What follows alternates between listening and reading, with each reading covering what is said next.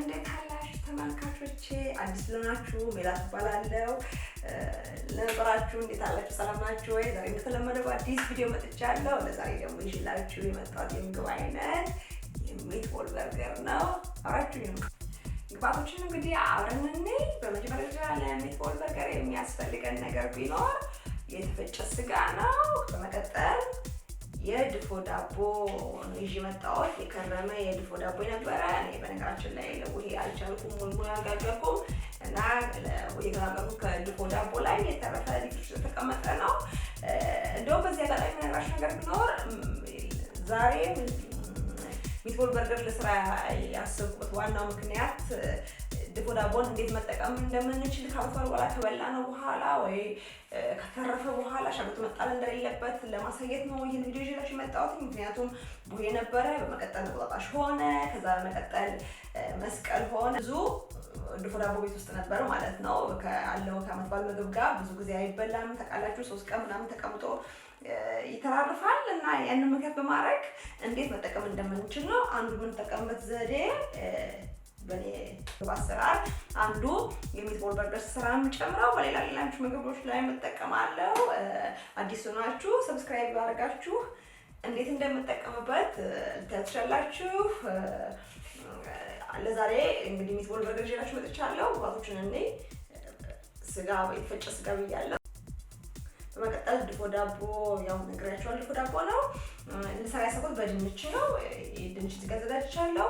ቅመሞቹን አብረን ብናይ እዚህ ጋር ለሚትቦል በርገር የሚያስፈልገን ጦስኛ አለ፣ እዚህ ጋር ቁንዶ በርበሬ አለ፣ እዚህ ጨው ነው፣ አንድ እንቁላል አዘጋጅቻለሁ፣ ናና አዘጋጅቻለሁ፣ እዚህ ጋር ሽንኩርት አለ፣ እዚህ ጋር ፓርስሊ አለኝ። በዚህ አጋጣሚ ልናገር የምፈልገው ነገር ቢኖር እንደው የሚሰማኝ ካለ በጣም ፈልጌ ፓርስሊ ምን ማለት እንደሆነ በአማርኛ ፈልጌ ጉግል ላይ ሰርች አድርጌ ላገኝ አልቻልኩም። የመዝገበ ቃላት ጸሐፊዎች እንግዲህ ካሉ እንደው ቢተረጎምና ቢጻፍላለሁ ይሄ የኔ አስተያየት ነው። ለጊዜው ግን በነበረው ስም እንጠቀማለን። ኢትዮጵያም በዚሁ ስም ነው የሚጠቀሙት። በየሱፐርማርኬቱ ስም ይሸጣል። በእውነት ነው ግን ሌላ ስም የለውም። ይሄ ነው እንግዲህ ባለው እኛም ፓርስሊ እያልን እንጠራዋለን ማለት ነው። ለዛሬ ያዘጋጀሁት ቅመማ ቅመሞች ይሄ ነው። እዚህ ጋር አችቶ አለኝ። አብረን እንግዲህ እንዴት እንደሚሰራ እንደምታዩት እንግዲህ እኔ ወደ 500 ግራም የሚሆን የተፈጨ የበሬ ስጋ ነው ያለን። ለዛም እንግዲህ በግምት 150 የሚሆን ግራም የሚሆን ዳቦ አዘጋጅቻለሁ። የመጀመሪያ ስራችን የሚሆነው ውሃ ውስጥ እንደዚህ እንጨምራለን ቦታለን ማለት ነው። በመቀጠል ምንም ነገር ስራ ከመጀመራችን በፊት ኦቨናችንን ከ180 እስከ 200 ዲግሪ ሴንቲግሬድ ባለው ሙቀት እንለኩሳለን ወይም እናሞቃለን ኦቨናችንን። እንደ ኦቨናችሁ አይነት ይለያያል። እኔ ለጊዜው በ200 ለኩሻለሁ ኦቨኔ። ከዛ በመቀጠል እንግዲህ የምናደርገው ነው የሚሆነው ድንቻችን ነው። ድንቹንና ሚትቦሉን አብሬ አልጨምረውም። ምክንያቱም ሚትቦሉ ሲበስል ውስጡ እንትኑ እንዳለ መረቁ እንዳለ ነው የምፈልገው፣ እንዲደርቅ አልፈልግም። ስለዛ ድንቹ ደግሞ የበለጠ ሰዓት ስለሚፈጅ ማለት ነው። እንዴት ስጋ ነው እንጂ የሚቆየው የሚል ጥያቄ ይመጣባችሁ ይችላል። ግን የተፈጨ ስለሆነና እኔ ደግሞ ውስጡ መረቅ እንዲኖር ስለምፈልግ እንደርስ ስለማልፈልግ ከልጅ በኋላ የምጨምረው ማለት ነው። በዛ ምክንያት ድንቼን ከትፍና አዘጋጃለሁ ማለት ነው። እኔ በግምት አንድ ጉርሻ ይሆናል ብዬ በማሰብ በአንድ ሹካ መሰካት የሚችል ድንች ነው የምከትፈው። እናንተ በፈለጋችሁት ቅርጽ ማድረግ ትችላላችሁ። ምክንያቱም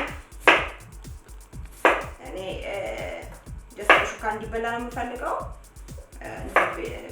ሚትቦሉም ስለሚሆን ሌላ ያስፈልገዋል። ስለዚህ ያንን ምክንያት በማድረግ አንዳንድ ጉርሻ የሚሆን ድንች ደግሞ ከትፈው እንደሚሆን አድርገን ከትፈው ማለት ነው። ይታያል እንደዚህ ማለት ነው። እንደዚህ ከዛ በመቀጠል ድንቼ ነው የመጀመሪያ የምጨምረው ነግራችኋለሁ። ለድንቼ የሚሆን እንግዲህ እዚህ ጋር ሙስታርድ አለኝ።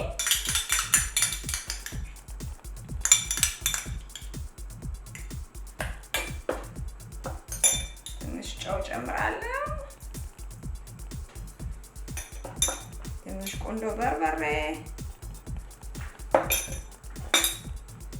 ጦስኛለ በደንብ እንዲዳረስልኝ መጀመሪያ በነዚህ ባለው ዘይት ሎሚ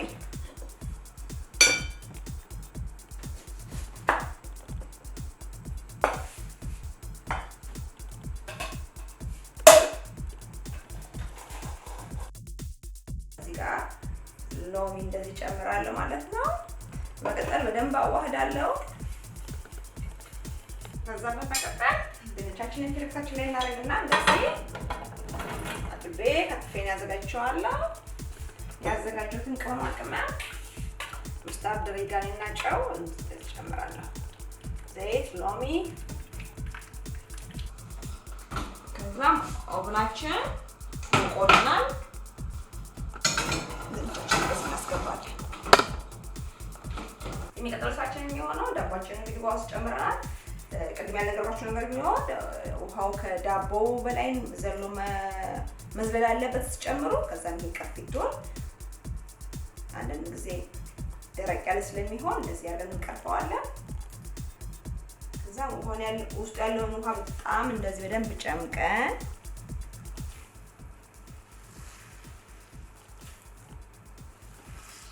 እንደዚህ ጨምቀን ስጋችን ውስጥ እንደዚህ እንጨምራለን ማለት ነው።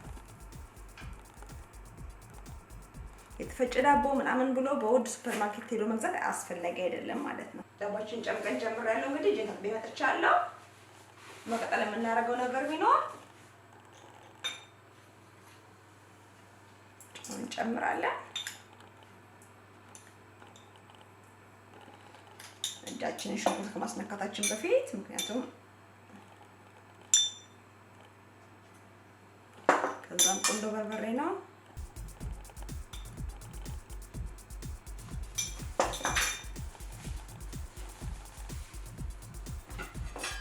ከዛም ፓርስሊ ነው።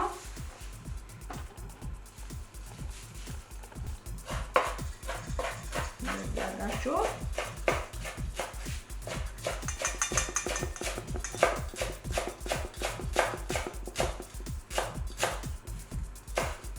እንጨቱን አትከትፎ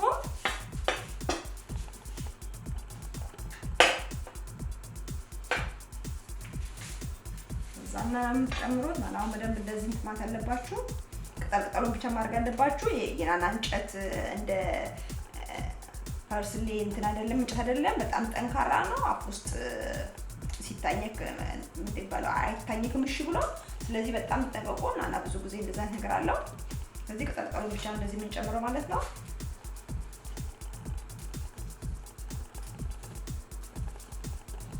ቀንበጧን ወይም ቅጠሏን ብቻ ነው ማድረግ ያለባችሁ። በስህተት መግባት የለበትም እንጨቱ። ዛሬ ይሄን የሚያክል ይበቃኛል።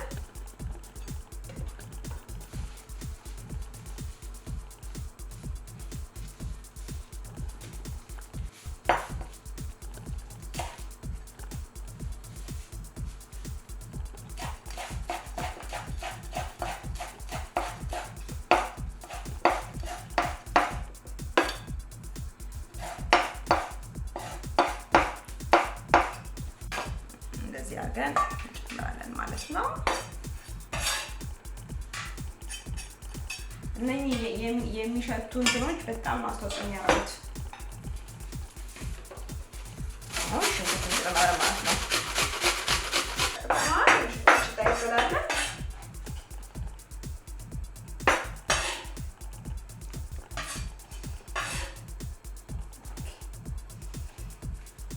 ከዛም የመጨረሻው የሚሆነው ምንድን ነው መሰላችሁ? እንቁላል ነው። አንድ እንቁላል ጨምሬያለሁ። ከዛም ዘይት እንጨምራለን። ከዛም በጣም ትንሽ አቼቶ 2 የሾርባ ማንኪያ የሚሆን እንደየፍላጎታችሁ። ከዛም እዚህ ጋር የምነግራችሁ ነገር ብዙ ጊዜ ዶሮና ስጋ ስትነኩ ጓንት ብታረጉ ጥሩ ነው። እኔ ግን ጓንት አለርጂክ ስለሆንኩኝ አላረግም ጓንት። ለቤት ስለምሰራ ያን ያህል ችግር የለብኝም። እናንተ ግን አርጋችሁ ተሰሩ ቆንጆ ነው። ከዛም እንደዚህ በደንብ አርጋችሁ ታቦክታላችሁ። ይታያችኋል ነጭ ዳቦና አሁን ያለው ይታያችኋል። ይሄ ስጋና ነጭ ዳቦ እንደዚህ ያለ መጨረሻ ላይ እንደዚህ በጣም ተዋህዶ አንድ ላይ የሚፈጥረው ከለር ሮዝ ይሆናል። ልክ እንደዛ እስከሚሆን ድረስ በደንብ ነው የምታሹት። በዘወይ እንትን ስትሰሩ ይሄ ሚትቦል በርገር ስትሰሩ ሶስት ነገር ማሟላት ይችላል አለባችሁ። አንደኛው ነገር ምንድነው መሰላችሁ? ጠንካራ መሆን የለበትም። ሁለተኛው ነገር ደግሞ ጠንካራ እንዳይሆንባችሁ ብዙ የሚያልሰብስ ነገር ጨምራችሁበት ላይክ እንደ ቲማቲም ወይም እንቁላል ምናምን ጨምራችሁበት በጣም የሚፈራርስ መሆን የለበትም። በሶስተኛ ደረጃ ማድረግ ያለባችሁ ማለት ፈራርሶ ቅርጹን ማጣት የለበትም። በሶስተኛ ደረጃ ምንድነው ጣዕሙ ቆንጆ መሆን አለበት። ያንን ሶስቱን ነገሮች ባላንስ ማድረግ ሲጀምር ወይም ሲያረግ ጥሩ ሚትቦል በርገር ስትሰራ ማለት ነው። ብዙ ጊዜ ቢፍቴክ ምን እንዳለው እኔ በምኖርበት ሀገር እንደዛ ብሎ ስለሚጠራ አፌ ላይ እየመጣ ነው። ይቅርታ ያደረግልኝ።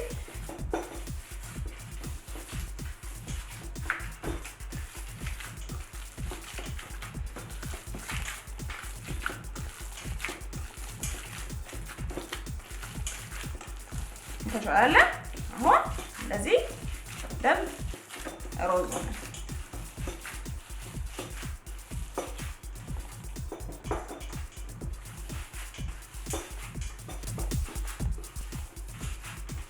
እንደዚህ በደንብ ካቦካው በኋላ ማለት ነው ልንቹት የተወሰነ ደረጃ ግማሽ ደረጃ ድረስ እስኪበስል ድረስ ማለት ነው ምን አደርጋለሁ መሰላችሁ? ፍሪጅ ውስጥ ከተዋለሁ።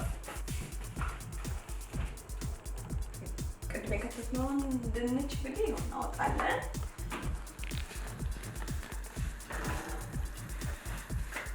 እንደዚህ ያቀርባችሁ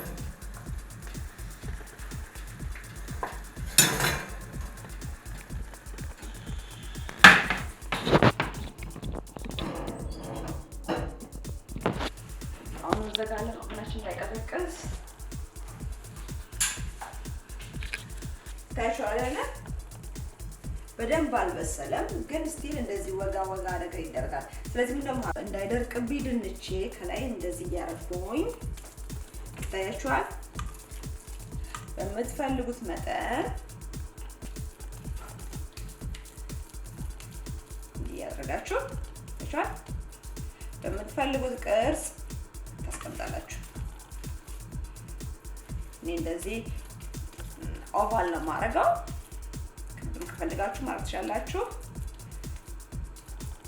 ብዙ ጊዜ ግን እንደዚህ ነው የተለመደው የሚትቦል ቅርጽ የሚጠበሰው ሲሆን ነው የሚደረገው። ከዛ በዚህ ከስጋው የሚወጣው ውሃ ማለት ነው እንደገና ድንቹን መስራችሁ እንደገና ይበስላል፣ አይደርቅም ማለት ነው። ያው እንደዚህ ያሁን ትክክለኛ በትክክል መሆኑን አሁን ደገምኩት። ሶሪ ትክክለኛ እንትን መሆኑን ለማረጋገጥ ምን ይባለው ሚትቦል በርገር መሆኑን ለማረጋገጥ እንደዚሁ እንዳለ እንዳስቀመጥኩት እስከነቀርሱ ማውጣት መቻል አለበት።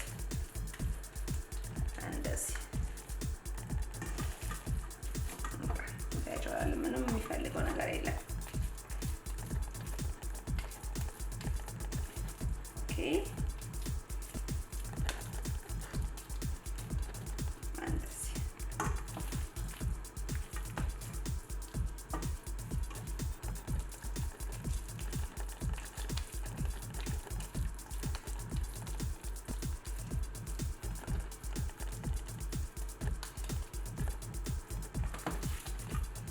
ያው አባጣ ጎርባጣ ላይ ልጅ ላይ ያስቀመጡት እንግዲህ እንሶስት አድርገው ነው።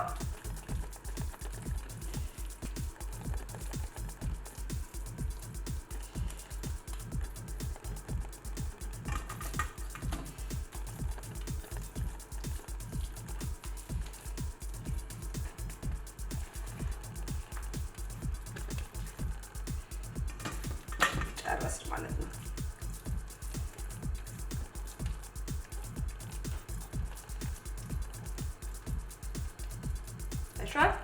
እንደዚህ ድጋሚ እየተጠበቻለሁ። እንግዲህ ከላይ ምንም አይነት ወረቀት አልሸፍነውም።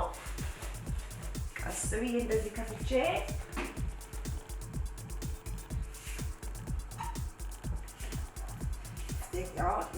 ዋው በጣም የሚያቃጥለው ተረሳው እናንተ ከሰራ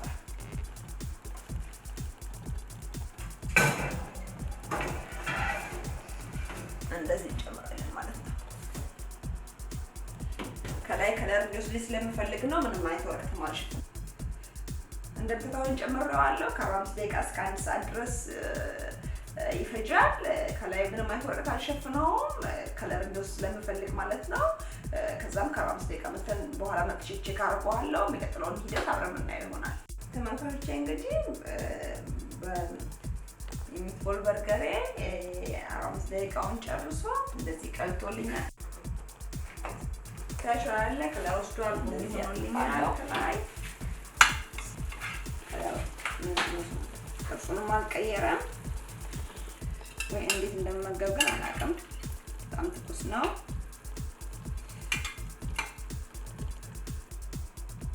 ታሽራለ እንዴት እንደሚሰበር ድንቹ ራሱ አይጆት ለምን የስጋውን መረቅ ስለወሰደ አንተናለም አልደረቀም። በርገሩ ራሱ ታይቷል እንደዚህ ማለት ነው። እንግዲህ ተመልካቾቼ ለዛሬ ያዘጋጀላችሁ ቪዲዮ ይሄን ይመስል ነበር። ስሩ፣ ሞክሩ። ለዓመት በዓል የጋገራችሁትን ዳቦ እንደዚህ እንደኔ ዲፍሪጅ ውስጥ አድርጋችሁ በረዶ ያስቀምጣችሁ እያወጣችሁ ለተለያየ ምግብ ላይ ማዋል ትችላላችሁ። እንደዚህ ለበርገር ለምንባለው ለሚትቦል በርገር ወይም ሌላ ነገር ሌላ ጊዜም አሳያችኋለሁ። ሌላ ነገር መስራት ትችላላችሁ። ሞክሩ፣ ስሩ፣ ተመገቡ። በተረፈ አዲስ ሆናችሁ የቻናሌ ቤተሰብ ሆናችሁ ሰብስክራይብ እያደረጋችሁ ወደ ቻናሌ ተቀላቀሉ። የምትወዱት ከሆነ ሞባይል ለጓደኞቻችሁ ሼር አድርጉ። አስተያየታችሁን ጻፉልኝ። አብራችሁ ስለሆናችሁ ከልብ አመሰግናለሁ። ሰላም ሁኑልኝ። ባይ